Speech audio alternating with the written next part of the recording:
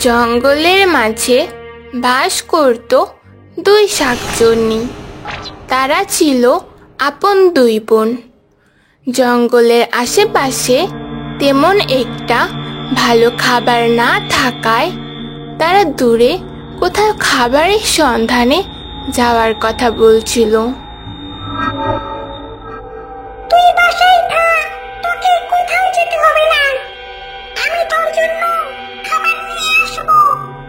আজ তো অনেক দূরে যেতে হবে, তোকে শুধু শুধু কষ্ট করতে হবে না। না, আমি তোমার সাথে যাব।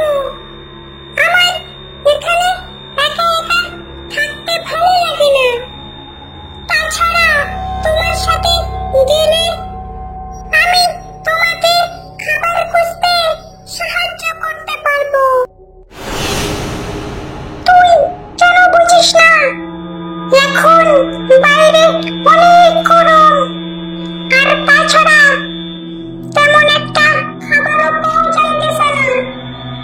আমাকে অনেক দূরে যেতে হবে। আমি তোর জন্য অনেক ভালো ভালো খাবার নিয়ে আসবো। না, আমি আজকে তোমার সাথে যাবই। আর তাছাড়া আমি তো আর আগের মতো ছোট নেই। আমি তোমাকে খাবার খুঁজতে সাহায্য করব, যাতে করে আমরা দ্রুত খাবার নিয়ে ফিরে আসতে পারি। আচ্ছা, ঠিক আছে, চল তাহলে। দেখি আজকে ভালো ভালো খাবার নিয়ে আসবো। এই বলে দুই শাকচুন্নি রওনা দিল খাবারের উদ্দেশ্যে। জঙ্গল পেরিয়ে তারা চলে আসলো অন্য এক রাজ্যে। তারা কিছু দূর থেকেই দেখতে পেল কিছু গাছ, আর সেখানে অনেক ভালো ফল রয়েছে। এছাড়া পাশ দিয়ে বয়ে গেছে ছোট্ট এক নদী।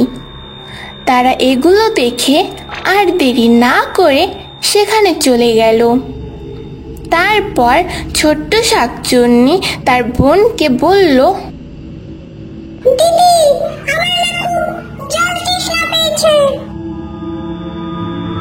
জল খাবি? আচ্ছা, ঠিক আছে, আমি এখানে দাঁড়িয়ে থাকছি। তুই গিয়ে ওই নদী থেকে জল খেয়ে আয়। তারপর দুই বোনে মিলে অনেক ফল নিয়ে যাব। আর তাছাড়া মনে হচ্ছে এই নদীতে অনেক মাছও আছে। ফলের সাথে কিছু মাছও নিয়ে যাব আমরা। যা, তুই গিয়ে জল খেয়ে আয়, তারপর কিছু ফল পারবো। তারপর ছোট্ট শাকচুন্নি নদীর কাছে গিয়ে জল খেতে শুরু করলো। এমন সময় একটা মাছ জলের মধ্য থেকে লাফ দিয়ে চলে গেল।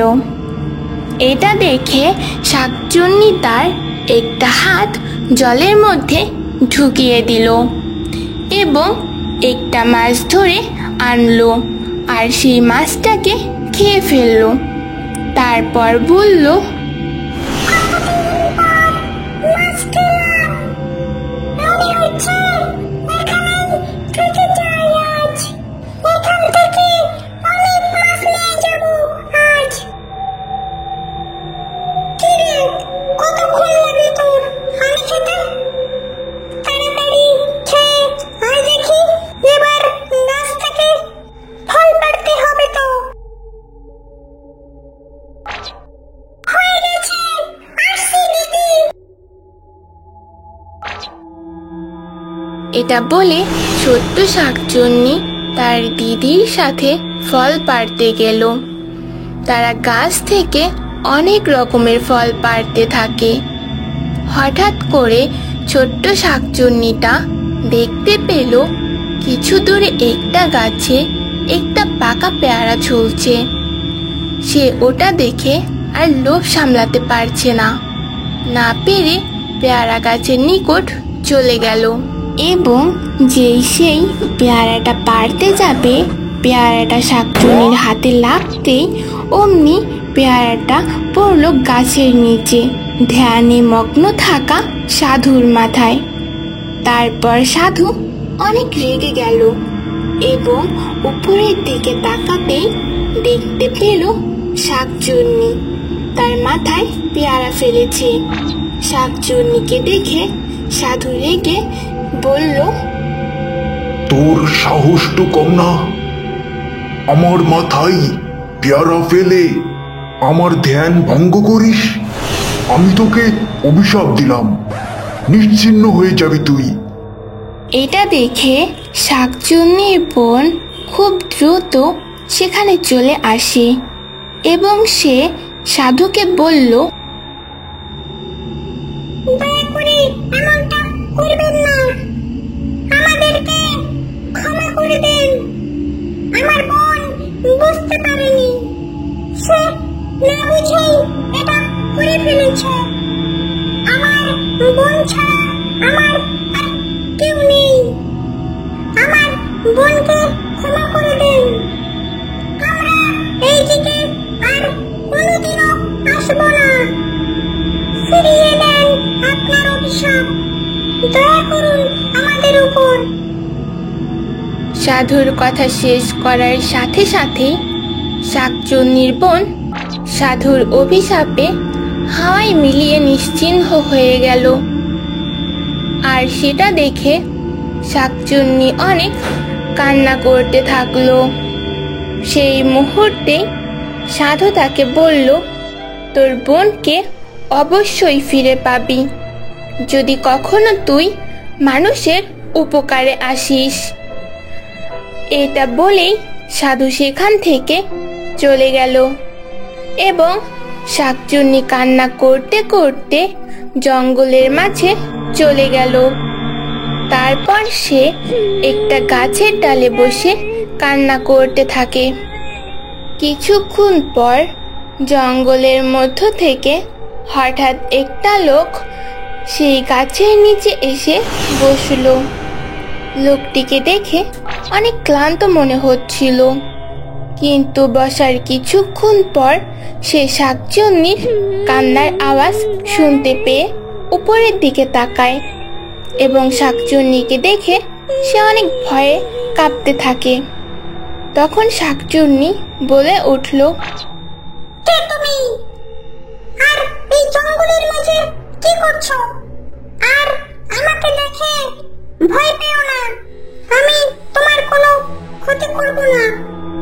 তুমি নির্ভয়ে আমাকে বলতে পারো সবকিছু। কি হলো, চুপ করে আছো কেন?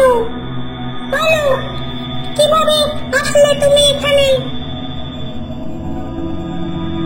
আমি এই জঙ্গলে আসিছিলাম মধু সংগ্রহ করতে, কিন্তু একটা বাঘ হঠাৎই আমার সামনে চলিয়ে আসে।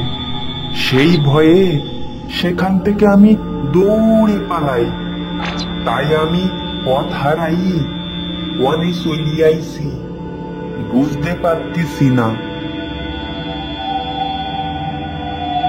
ও আচ্ছা, এই ব্যাপার, বুঝলাম এখন। ঠিক আছে, তোমার বাড়ি কোথায় তুমি কি বলতে পারবে? যদি বলতে পারো তাহলে আমি তোমাকে সাহায্য করতে পারি। আমি জঙ্গলের ভিতরে হারাই যাবার পর বুঝি উঠে পারতেছি না যে ঠিক কোন দিকে আমার বাড়ি যাবার রাস্তা। ঠিক আছে, তুমি কোনো চিন্তা করো না, আমি তোমাকে এই জঙ্গল থেকে বের করে জঙ্গলের বাহিরের রাস্তায় রেখে আসবো, যাতে তুমি সহজে তোমার বাড়ির রাস্তা খুঁজে পাও। এটা বলার পর শাকচুন্নি তাকে নিয়ে জঙ্গলের বাইরের রাস্তার দিকে গেল।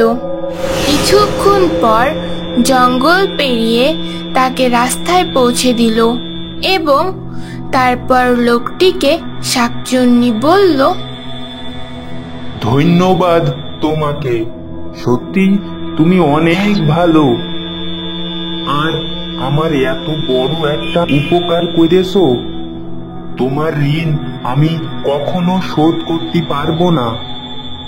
আমার বাসায় বউ ছেলে মেয়ে আছে, তারা আমার জন্য হয়তো অনেক চিন্তা করতেছে।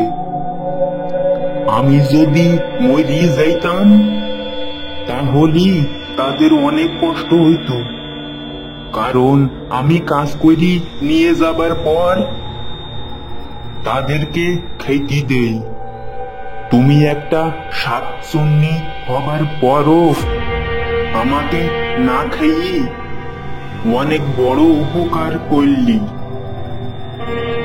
ধন্যবাদ দেওয়ার কিছু নেই, তোমাকে উপকার করতে পেরে আমিও অনেক খুশি হয়েছি। তুমি এখন যাও, না হয় তোমার বাড়িতে তোমার জন্য সবাই আরো বেশি চিন্তা করবে। শাকচুন্নির কথা শুনে সে আর দেরি না করেই চলে গেল বাসায়। কিছুক্ষণ পরে হাওয়ার মধ্য থেকে শাকচুন্নির বোন আবার আগের মতো করেই ফিরে এলো। এটা দেখে শাকচুন্নি অনেক খুশি হলো এবং তার বোন তাকে পেয়ে খুশি হয়। আর তারা আবার আগের মতো করেই দুজনে একসাথে থাকতে শুরু করলো।